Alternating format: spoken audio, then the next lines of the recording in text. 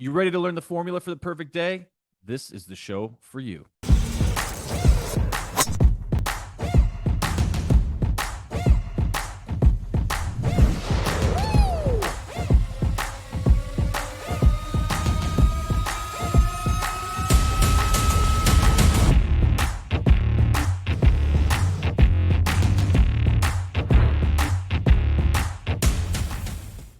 G-Dad, biggest takeaway from today's episode. Jake, I got two for you. Number one, at the end of the day, get that brain dump, all that noise in your head, throw it down on a piece of paper. And number two, automate, delegate, and eliminate. Hello, everybody. It's Jake Stenzi, host of the Jake and Gino podcast. Here, my co-host, multifamily mentor, the coach, chef, father, six, the best-selling author, the G-Daddy, Gino Barber. Gino, how's it going? Jake, I'm doing good, and this is for all of my fellow Italians out there. Maloney won. They're about to wake up. Fratelli d'Italia, l'Italia sedesti dell'elmo di Scipio, se cinta la testa. God bless Italy for waking up. It's about family. It's about country. It's about Jake, we always talk about it. It's about long-termism. It's about having something from the past, having something to relate to. And when she won and her speech was so spot on, she's the first female prime minister of Italy. That should say something, right?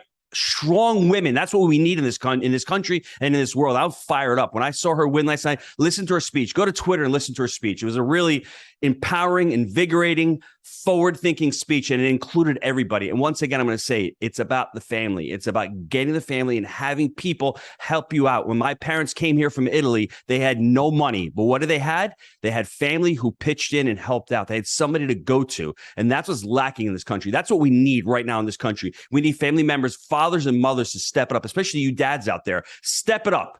Help your kids out, whether it's monetarily or helping them out with words, or be the role model. That's all I got to say, Jake. How you doing? Gino just became a feminist, and we'll take that. It's a good thing, and he's finally arrived. All right, so we're loving that. We're gonna get back to the show right now because Gino just won the Super Bowl, and he's really fired up. But we have a very special guest today. Today's guest is known as the world's most disciplined man. You know, maybe we're shifting away from the feminism right now. I don't know. It's getting weird today. He is also the author of The Perfect Day Formula and Wall Street Journal bestseller Unstoppable. He's built and scaled multiple seven-figure businesses, and today he's the go-to coach for entrepreneurs seeking to build and expand their empires and take back control of their lives. So without further ado, Craig Ballantyne, welcome to the show. Thank you very much. And Gino, I just had my first child. She's 6 months old, and she is absolutely amazing, and I am all about family. That's I'm a little late in life to the family thing, like maybe you're a little late in life to the feminism thing, as Jake was joking. He's definitely not. He's got 5 girls and 1 boy at home. So I mean, I just took a while to meet the right lady who's an amazing, strong lady, and I am all about every morning. That's all I think about is family, the wealth building, the health building, the protection of the family. I'm on board with that for sure. So I love it. I like that you said that too, the protection of the family. Unpack that a little bit because, man, I'm right there with you on that. Well, I mean, it means everything from, so we moved from Canada to Cancun to a little more freedom for several reasons that protect the family. We came down here when my wife was pregnant. We had our child here just south of Cancun in Playa del Carmen. It was an amazing experience. And our baby was then automatically granted a Mexican passport, which is an insurance policy in this world to have a second passport, because she now has the Canadian and Mexican passports. And if we stay here for 18 months, we'll get our second passports. And that's like a protection for our family in case, when COVID happened, for example, the American passport, an amazing passport, but you were restricted to traveling to about 35 countries during COVID. For good reasons in a lot of cases. But at that time, like a lot of Americans couldn't leave and go anywhere. And you never know what's going to happen in the future because we do live in these wild and crazy times. And so I think about that. I'm starting Brazilian Jiu-Jitsu because, I'm a skinny guy. I can run away from a lot of conflict, but that was when I was single. Now I need to be able to make sure that my family is safe. And just every single one of the things that I think about in the morning is how can I protect my family? And then obviously financially with passive income opportunities, with building another business, with putting the right people in place inside of the business, with getting my morning routine down so that I can maximize all of these things. Because it's a lot of stuff on your plate when you think like that. But that's everything that goes through my mind in terms of the family protection, which is you guys are completely on board with that as well. Craig, how do you attack your anxiety? You've discussed a few things right now. I mean, one is being proactive. And let me give you one tip on child rearing. You have a daughter. You want your daughter to marry someone like you. And hopefully, everyone listening to it has got a good character, a good person of integrity.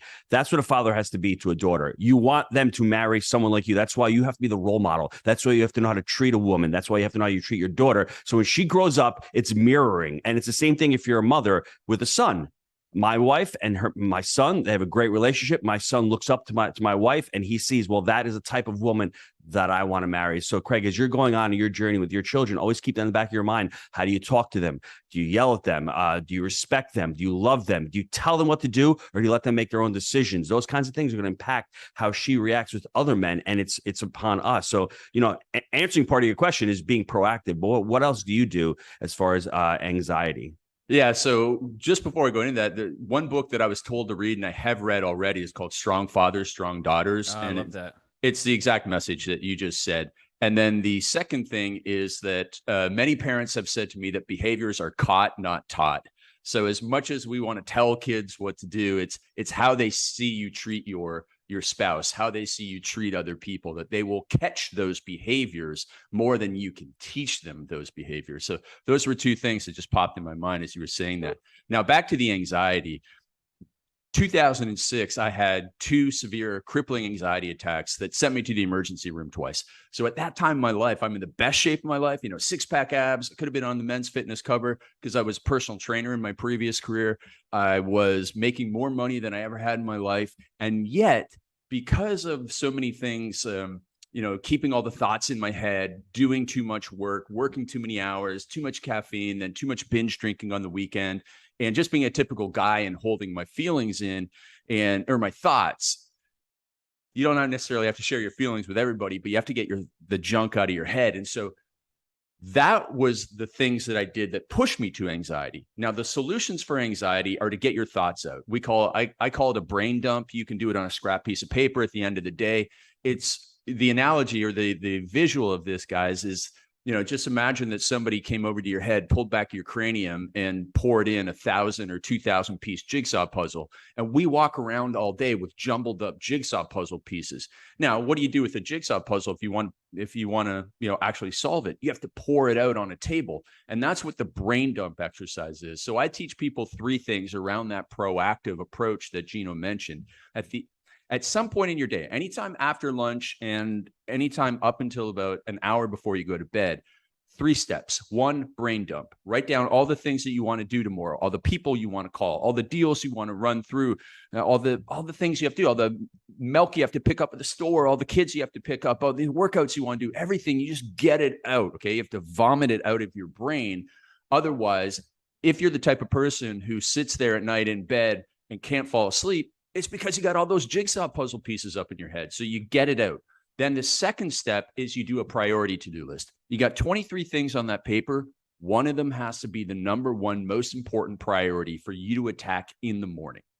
And then the third thing, which most people don't do, is you need to do a little bit of process planning. You need to do a little bit of work to grease the groove on that number 1 thing. So as somebody who's written a lot of books, if I woke up in the morning with my to-do list that said write chapter 2 for the book, I could open up the Word document, but if it's blank, I'm going to sit there and go, I don't know what to do. And now I've got writer's block. But if I do a couple of bullet points on that, I grease the groove, it's easier for me to get into. So that type of proactivity really helped me. Another thing in the morning is that you want to avoid stimulation from your phone as long as possible. So when I was going through my worst anxiety, I was waking up at 7:30 in the morning, which was too late for me because I'm naturally a person who wants to do everything in the morning. And I would immediately roll over in bed and check my email. And that was causing me severe anxiety because it doesn't matter if I got 30 good messages about, sales messages about my programs or whatever, but if I got one critique or one person who couldn't download it, it would send me off in this negative spiral. And whether it's you checking the news or you checking the sports scores and seeing that your team lost or whatever, it can just eat you up for a couple hours. And it's the worst thing to do. So you want to have a gap. You want to have a gap between the time you wake up and the time you get to your electronics. And during that gap, it can be as little as 10 minutes. You can start moving ahead on your number one project. So those are some things in terms of the mindset and the planning and the preparation. And then there's all the sorts of, health things that you need to do. You need to get enough sleep. You need to stop drinking alcohol 2 to 3 hours before bed because it ruins your sleep, even if it's just one drink. You need to stop drinking too much caffeine and those types of things, which lead to the anxiety state. But I could go on and on and on, but I'll leave it at that. And if you guys want to dive deeper on anything there, I can definitely do that. Craig, I'm Italian. There's no such thing as too much caffeine. I'm just putting it out there. So. Exactly. Go from 12 to 8 espressos per day. I miss those cappuccinos. I'm not going to lie to you. Got back a little while ago. Let's dive into the 5 pillars of transformational success. I want everyone to write these down. I'll say them and then I want Craig to dive into them. Number 1 is planning and prep. The second one, everybody, is professional accountability. And I love that because that's why we have the Jake and Gino community. You can do deals by yourself. It'll take you a lot longer, or you do deals within the community and you'll dramatically increase your learning curve and the speed. Number 3, social support. I got my Broseph over there in the green shirt. He's my social support. Number 4, meaningful incentive. And number 5, big deadline. Let's go through those real quick. Yeah. And so quick background, I was a personal trainer once and I ran these transformation contests. They were 12 weeks long. And at the end of this, and I was paying people money, like the winners of the contest, they get like $3,000. And it was amazing. You get like 100 for every 100 people that entered, 80 of them would drop out. And I was like, what the heck? What is it that allows the single mother of 3 to continue on and finish this and actually lose the weight? And I boiled it down to these 5 pillars. And so what we need is better planning and preparation than ever before. And there's so many people listening to this who, they were thought about buying their first investment deal, and maybe they even bought one without your help. And the deal was bad. By the end, they lost money or, something bad happened. And it was because they didn't have the better planning and preparation than ever before, which is, they got coaching from you guys. They're like, oh my, this is how you actually professionally do the deal. Oh, I get it now. It's better planning and preparation. The people who went in and were able to lose weight, the people that stuck with it, they did better planning and preparation than ever before. Because so many people wake up on January 1st, they go, I'm going to lose weight this year. They've got no planning and preparation. And by day 3, they don't know what to eat when they're, it's 4:00 in the afternoon. They're at a gas station. They're taking their kids somewhere. They've been starving all day at work. And, they just end up with a couple chocolate bars because they didn't do the planning and prep. So planning and preparation. Better planning and preparation than ever before is essential for anything in your life. Number 2, the professional accountability. It's great to have a buddy, right? It's great to have a buddy that's going to support you in any area of life. But research shows that accountability to a professional in the weight loss world, it was accountability to a nutritionist, a personal trainer, a doctor, or a nurse, got somebody better results than having accountability to a friend. And I liken this one in the next pillar, which is social support, to imagine you're running a marathon. Now, you're going to have professional accountability to your coach, and then you're going to have social support of the people who are cheering you on the side of the road. But cheering you on at the side of the road can only go so far. If you don't have a good program from your professional accountability who's going to hold your feet to the fire to show up at every training session and do the right things, you can have 50 people screaming at you, go, you can do it. That's not going to pick you up on those days where you're really, really struggling. So you have to have the professional accountability side, and then you have to have the cheerleaders, the coach and the cheerleaders. Both of those are essential to keeping you on track, because along the way in any journey, there's going to be a lot of setbacks. Now, 4th is the big why. And we spent basically the first 5 minutes of this chat talking about the big why, which is family. I would imagine that covers 90% of the people. You're doing this for family. You're doing this for your kids, kids, and so on and so forth, because of what our parents did for us. I grew up on a farm in Canada. We didn't have a lot of money, but my parents, they taught me through what I caught from them, which was hard work. My mom worked in a factory all day. She came home. She sewed clothes in the winter. She worked in the garden until 8:00 at night in the summertime. My dad was a farmer. I saw how, cut up his hands were from the cold, from, the summertime when he was cutting his hands on things. Man, they just taught me hard work. They did it for me. I'm going to do it for my kids. The big why when people want to lose weight, the number one reason that people would lose weight in my contest wasn't to win the 3K. It was because their doctor said, listen, if you don't change, you're not going to be here in 20 years for when your kid gets married. That'll kick you in the butt. That's the big why. And you must have that, because if you don't, and you're only going for the money, you're only going for the new car, man, you know what? When it gets hard, new car doesn't really matter that much, but your family does. And then finally, the big deadline. In everything that you have, you must have a deadline. Because I like to say the biggest example of this is Christmas. When is the parking lot full? December 24th. It's not like Christmas is a surprise. It's not like Easter, that holiday that just like shows up randomly every year, right? But Christmas is the 25th of December every single year. We know it. We could buy the presents today in September or October, but we don't, because we wait till the last minute, because the deadline fuels us. Every single person who runs a marathon runs harder for that last half mile than they did at mile 20. Every single person who has to get a real estate deal done stays up till, all hours. It does everything they possibly can to get it done before the closing date. And so the deadline, man, it just fuels us to do so much, to push harder, and it must be there.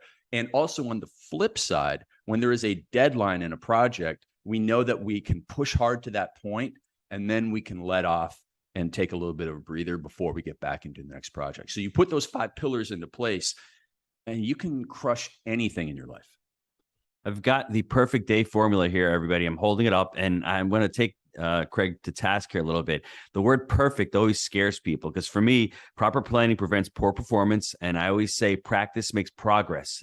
Practice doesn't make perfect. It makes progress. The fixed mindset is always looking for perfection. I think the growth mindset is always looking to make progress. So why did you name it the perfect day formula? And when let's pivot to that, let's talk about the planner that you daily planner that you have that we were discussing off camera, because I think that's an amazing tool. Jake and I both despise journaling, to put it bluntly, softly, and your journaling is very simple. I've done it 5 days in a row. I'm surprised it takes me 2 or 3 minutes. It's sort of a brain dump for me in the morning. So Can you dive into those for me, please? Yeah. So perfect day. So what I describe as a perfect day, and I remember having this as I was writing the book.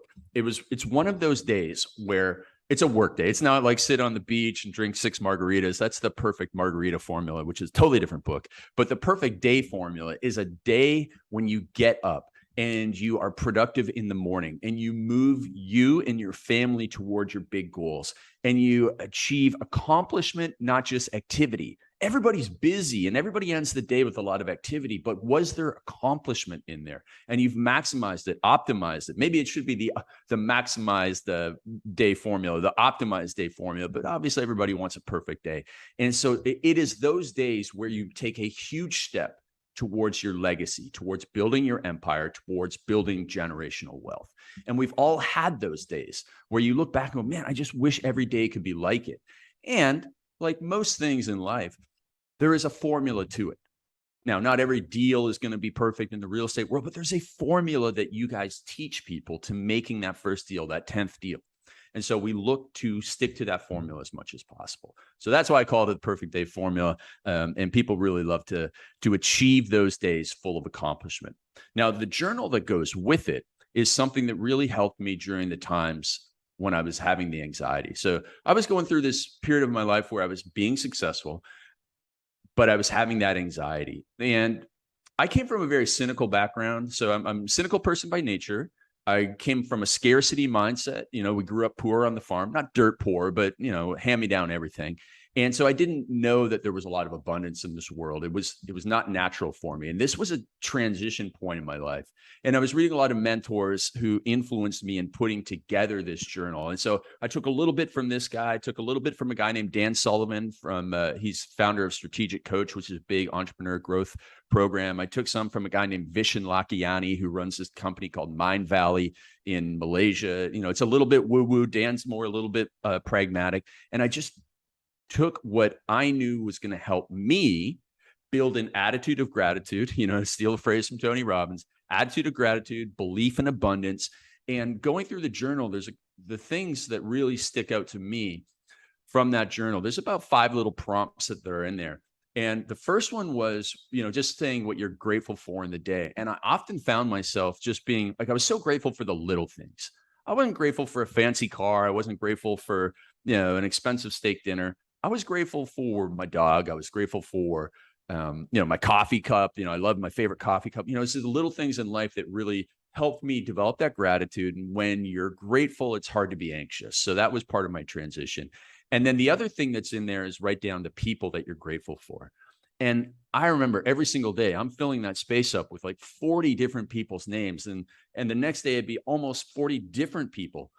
And I'm not an extrovert. I'm introverted by nature, but I met so many people through conferences and business and my online newsletters. I was just grateful for so many people. And I was like, I'm very rich and wealthy in relationships. And so that was another thing that just transferred my mind from that cynical, skeptical guy who, that served me when I was a personal trainer because I was, very skeptical of new programs and new ways of doing things that were often scams.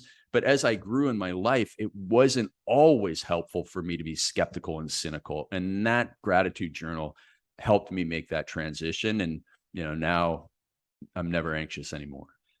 Craig, how did you transform yourself from that scarcity mindset to the abundance mindset? The scarcity mindset to the abundance mindset was part of the realization that the more that I made other people rich, the richer I got, even without technically doing anything. So if I went and made 10 of my friends wealthier than me, the trickle down of them referring people to me or referring opportunities to me or them showing me a way to do marketing that would be beneficial to my business far exceeded like any value or any glee that I got from them not being successful. So that was, there's a German word for it, Schadenfreude, when, your enemies fail and you take pleasure in it. But that is a horrible way to go through life, looking for that. I'd much rather I'm going to make everybody around me richer. And I'm going to get to a point. It's almost like compounding wealth. When you make enough other people wealthy, you could just sit in a chair all day and eventually, and people would bring you all these opportunities and just make you wealthy. Like I'm sure just the amount of opportunity and that you guys have generated from people who want to give back because you've given them so much makes your life a whole lot easier. And so those were some of the things that helped me make that transition as well. Before we go to the performance questions and part of the show, you have 5 big questions here. I want to read them off, and maybe you can pick 1 or 2 that are really, I guess, important for people. These are really empowering questions for everyone to really stop and think of, because you have the brain dump, and as you have the brain dump, think about these questions. What do you want to change? Not many people think about that. They go through life not thinking of change, and they want to change, but they never ask themselves that question. What is desired outcome? Well, what do you want to achieve from changing or putting a plan in place? What are potential roadblocks? What's stopping you? Be honest with yourself. And sometimes they're not as big as you think. What habits will these changes require you to remove? And what habits will these changes require you to add or continue? Those are 5 powerful questions, and they can be found in Craig's books. But Craig, pick 1 or 2, and where should the people start out, wanting that change? Is it just, hey, what do you want to change? Just be honest with yourself, because I'm stuck right now. I'm gone through COVID. I don't like my job. I don't like how much I weigh. I don't like where I am in life. Is that just a simple question, but not many people ask themselves that question? It is also a matter of specificity. So I always ask people, what is your specific definition of success? Because if you want to lose weight, that's great, but tell me specifically, what is your definition of success? When you lose weight, is it losing 10 pounds? Is it losing a couple jean sizes so you get back in those clothes that fit pre-pandemic? Like, what is it that you want to experience? Be as vivid as possible in describing your definition of success. Like if you go to any professional team, their vision and definition of success is winning the Super Bowl. They know exactly what stadium the Super Bowl is played in this year. And they sit there and go, it's holding the Vince Lombardi trophy above our heads at this stadium on this date. That is our definition of success. And anything else is not success. So what about you? No matter what goal it is, weight loss, financials, family, what is your specific definition of success? Don't just give me your New Year's resolution. I want to lose weight this year. Give it to me in very great detail. And I talk a lot about the vision and the perfect day formula. Like you've got to create this vision for your life, which is the movie script of your future. And that's key. And then something else that you mentioned is, what's it going to take to make this change? And then you said something brilliant, Gino, which was often it's not going to take as much as you think. And so there's been a lot of times in my life where I've been trying to overcome these obstacles. And then when I finally broke it down, most of the time, if you have a scarcity mindset, you think it's going to cost too much. But when you actually break down what it is and you do a little bit of research, you can find that the solution to this is not going to cost you that much. Whether it's an investment in Gino and in their program, then Gino and Jake's program, you're going to go, well, it's only if I cut out this much every week from, this XX entertainment and I put it into this program, I can afford it. And then that's going to put me on a path to success. For me, I remember I was doing all this work and I wanted to take my working hours from 50 to 35 per week. And there was, there's a lot of social media stuff. And I was still doing it myself, even though I had hired somebody. I had literally had an employee that was supposed to be doing this. And I was doing their work because of my blue collar mindset and my scarcity mindset. And I felt, who am I to ask one of my employees who's paid to do this? Who am I to ask them to do this work? I can do it myself. And so I realized these 5 words for anybody who's an entrepreneur, these 5 words will kill you. I will do it myself. And so I just really started I put that year's focus on automating, delegating, and eliminating the work that I was not put here on this earth to do. I was automating, delegating, and eliminating the work that I was not put here on this earth to do. And so once I started thinking like that, it made a huge, huge change. Your machine was broken. Yeah, exactly. My thought pattern, the system I had was built from a flawed system of my youth and my parents' belief around money, and I had to fix that. I think the pinnacle as an entrepreneur is to build the machine, make sure it's running properly, doing what you want it to do, and then have it perform at a high level without you there. And if you're not at that point, there's something broken and there's work to be done to fix it. I love this quote from the late Steve Jobs. We don't hire great people to tell them what to do. We hire great people so they tell us what to do. And that is my goal with bringing on every team member, is that I hire someone smarter than me in many ways, but especially in what they're doing, so that they bring the great ideas and they're proactive and they implement the ideas. That's what I'm looking for, so that's not what I'm not doing their work anymore. And we that's call the that better the I'm a system. mentality. I'm gonna do that. I'm gonna do that. I like it. I'm gonna do everything, right? So, anyways, all right, gang. Let's take a quick time out to hear from our sponsor.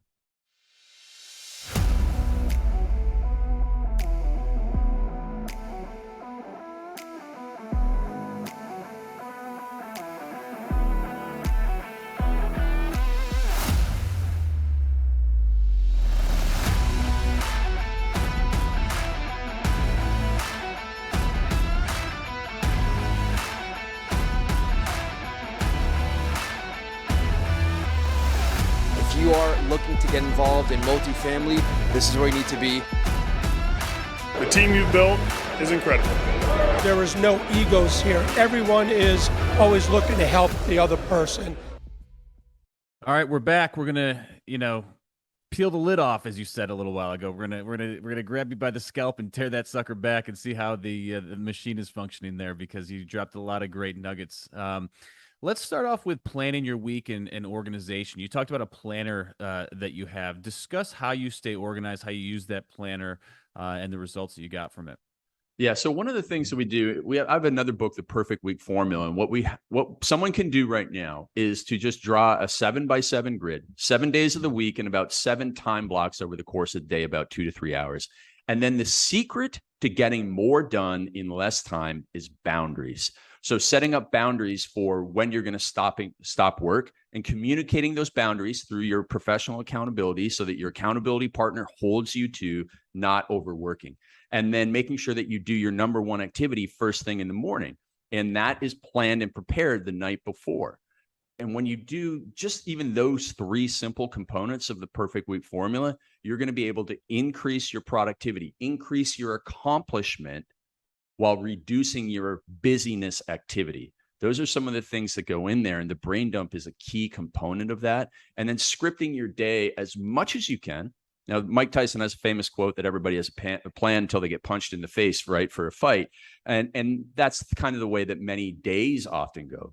But if you're even planned for what I don't happens when think you that's super true. I mean, obviously we get shit thrown at us, but I mean, I script my days out and time block everything. And yes, there'll be pivots and things throughout the day. But I mean, shit, I think for the most part, it goes pretty according to plan most of the For time. you though, because you're prepared and planned. But Craig's talking about people who are just winging it every day, Suck getting it up up and get your shit done then. But yeah, and so here's the thing: is for Sorry, like- every problem that comes up, you must have solutions for it.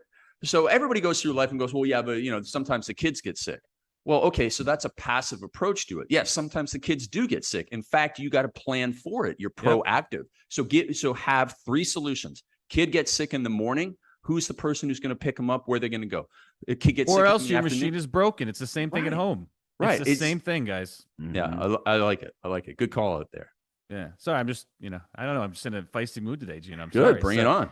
You also talked about being a personal trainer. What about any diet tips? Because I know Gino loves sugar. He loves candy bars. He basically his diet is based around becoming a diabetic. And so this is the gentleman that when I was eating organic 15 years ago looked at me and goes, "Are you nuts? What are you spending all that money?" And now I go into his house, I can't open up the fridge without seeing organic plastered all over the place. And he's looking at protein and carbs. I'm like, not saying that's completely all me, my friend. But I'm there. I'm with you. So. I will say at the end of the day is I believe that almost every diet works. You just have to find the one that works for you. And so there's going to be some people that love the whole intermittent fasting thing. I'm going to eat whatever I want between, 12 and 8 p.m., but I'm not going to eat breakfast. I'm not going to eat 12 o'clock till 12 o'clock. And then I'm going to stop eating at 8 o'clock. So that works for some people. Other people love the 6 mini meals per day. And that works for some people. Most people who have a busy schedule doesn't work for. Some people love the high protein. Some people love the keto diet. Listen, you just have to try them until you find one that works for you. But the candy bar diet's probably not going to work for too many people. I was being smart. Over the age of 12. Gino's almost as afraid of sugar as much as he is the devil. Like it's sugar and the devil, and just runs the other way. So you got to be careful with him. So you're kind of talking about anxiety before and things like that. Any meditation or spiritual practices that have benefited your life? Yeah, so I do a meditation every day. I started meditating at the in St. Petersburg at the Vinroy Hotel or whatever it is, St. Petersburg, January 28th, 2013. I haven't missed a day since. Now I don't do transcendental meditation. I just sit there and I breathe deeply and I close my eyes and I do that for about 10 minutes and I throw in a little bit of gratitude in there as well. And that's it. Because for me, what I learned when I had my anxiety is that I was breathing improperly. And most people breathe from their upper chest. And when you breathe from your upper chest, you have short, shallow breaths. And when you have short, shallow breaths, you're breathing off a lot of carbon dioxide. And that leads to increases in adrenaline in the bloodstream, which is a hormone called epinephrine. And that is part of the anxiety formula. So if you want to reverse that, you do anything like yoga, meditation, Tai Chi, Qigong, where you breathe through your belly. You breathe in through your nose, fill up Show that belly. us right now for the folks on YouTube. Let's get a visual here of what this looks like. So my big belly. I see the belly expand. Oh, look at that. Yeah. Big belly breath and then a slow exhalation. And you can do that out through the mouth or the nose? Through the nose. You can exhale through the mouth. So in through the nose, fill up the belly. And you can do this sitting in traffic, 6 seconds in, 4 seconds out. In a minute, you will calm down. I mean, it's crazy to believe. It's crazy to believe this will work on Gino, but I bet you it would even work on him. And you can do the meditative breathing while praying, while doing a traditional meditation.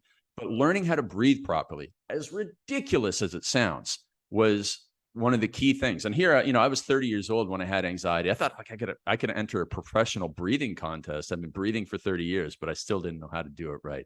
So, so funny. So that will doing really, it every really second help of every day, and you were screwing it up. Craig, let me ask you a question. This may be a controversial question for young people out there, but what we've seen is young people have a lot of anxiety and young people don't have the mental toughness. They need safe spaces. You can't email them things because that's their safe space. You can't say certain things. They get triggered. You cannot get triggered unless you let yourself get triggered. That's what they don't understand. Covey talks about stimulus and response. You get stimulated, you have the ability to form a response. And a lot of the techniques you're talking about may help with anxiety for those young people out there. And we're sending the wrong messages in schools and colleges. There's no such thing as a safe space in the world. Once you get out there, you're going to, as Jake likes to say, you're going to get kicked in the nuts. It's just the reality. Well, You're it's going all to get abort, punched.